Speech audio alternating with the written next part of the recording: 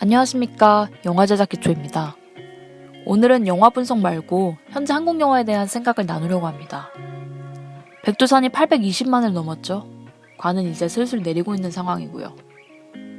백두산을 보고 나서 그리고 백두산을 보신 영화 팬들의 반응을 보면서 여러 가지 생각이 들더라고요. 이전부터 한국 영화에 대한 영화 매니아의 평은 안 좋았습니다. 한국 영화는 믿고 거른다라는 말이 심심치 않게 나왔고요. 그런 말을 들을 때마다 씁쓸한 마음이 들었습니다. 영화인으로서 왜 이런 상황까지 오게 되었을까라는 많은 생각이 들더라고요. 상업영화의 가장 큰 목표는 뭘까요? 네, 당연히 흥행입니다.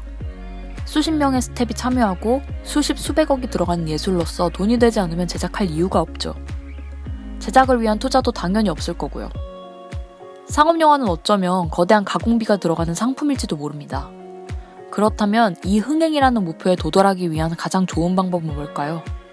그것은 좋은 영화를 만드는 것입니다. 관객들의 호기심을 자극하여 관으로 불러오게 만들고 그들이 원하는 엔터테인먼트를 제공하는 거죠. 이 엔터테인먼트 속엔 장르적 재미, 웃음, 슬픔도 있겠지만 세상을 관통하는 날카로운 시선, 자신을 성찰할 수 있는 거울과도 같은 예술성이 포함되어 있습니다. 하지만 요 근래 영화들을 보면 흥행을 하기 위한 수단인 좋은 영화를 만드는 것이 누락된 것 같아요. 영화는 아날로그 시계의 톱니바퀴 같은 겁니다. 모든 요소들이 서로 상호작용하고 살아있는 생물처럼 움직여요. 대사든 상황이든 심지어 인물의 옷차림과 같은 사소한 것들도 영화에 필요한 것들이죠. 그런데 요즘 영화는 영화에 필요한 것들이 아닌 흥행에 필요한 것들로 가득 차 있는 것 같아요. 어떠한 장르든 어떠한 스타일이든 과한 코미디나 심파를, 때론 PC주의를 강요받고 있죠. 위와 같은 요소들이 나쁘다는 건 아니에요. 다만 영화에 필요하다면 써야 된다는 거죠. 백두산을 보면서 정말 별로라고 느낀 게 과한 코미디가 영화의 위기감이나 긴장감을 해치고 있다는 거였어요. 재난영화의 클리셰도 어설프게 흉내내는 수준인데 그걸 영화적으로 메꾸려는 노력보단 그 자리에 흥행에 도움이 될 만한 요소들을 채우기 바빴습니다. 백두산뿐만이 아니죠.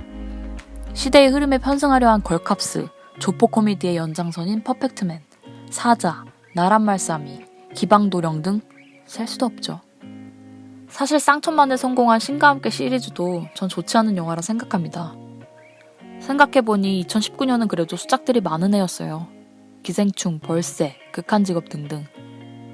아이템 하나로 관객들의 호기심을 자극하고 정작 영화는 그 아이템과 상관없는 흥행 요소들로 가득 찬 기성품들, 거기에다 티켓 파워가 강한 배우들을 넣으면 완성이죠. 그런데 가장 중요한 건 이런 전략을 가진 영화들이 흥행을 하고 있다는 점이에요. 관객들의 선택을 받고 있죠. 천만 라인업을 보면 꽤나 많이 보이죠. 물론 망할 영화는 망했습니다. 위의 전략도 갖추지 못한 것들이죠.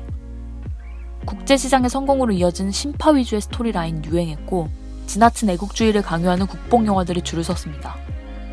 눈이 썩어 들어가는 인천 상륙작전도 700만을 했죠. 당연히 투자자도 거대한 자본이 들어가는데 위험한 도전보다는 안전한 방식을 원하고 그 방향으로 계속 푸시를 하는 거예요. 백두산 연출이 이해준 감독님이세요. 천하장사 마돈나, 김시표류기와 같이 완성도가 있는 작품, 나의 독재자와 같이 망했어도 자신의 개성과 색이 명확했던 분이셨죠. 그런데 어떤 외적인 요소 없이 백두산과 같은 레토르트 공산품을 찍어낸다? 상상이 잘 안 가죠. 그렇다고 해서 저런 영화들을 밀어주는 관객들의 잘못이다? 그건 더욱더 아니죠. 시네필이야 많은 영화를 보고서 분석하면서 의미를 찾지만 대부분의 관객들에게 영화는 한 달에 한 번 갖는 가족 행사일 수도 있고 연인들과 시간을 보내는 데이트 코스 중 하나일 수도 있는 거죠. 그들에게 필요한 건 영화 완성도보다 단순한 웃음일 수도 있고 같이 시간을 보낼 수 있는 공간일 수도 있는 거예요. 일반적인 관객들은 극장, 식당, 쇼핑시설을 합쳐놓은 멀티플렉스에 간 거예요. 25%의 관객들은 영화의 정보를 찾고 흥미를 가져서 사전 예매를 하지만 75%의 관객들은 현장에서 보드판을 보거나 휴대폰을 보며 당일 구매를 하는 사람들이에요.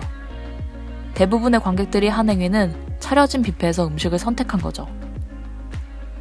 현재 한국 영화의 문제는 영화의 문제냐, 영화 시장의 문제냐처럼 이분법으로 보기엔 굉장히 어렵고 복합적인 거죠. 결국 이것은 상업영화라는 단어에서 찾아야 될 것 같아요.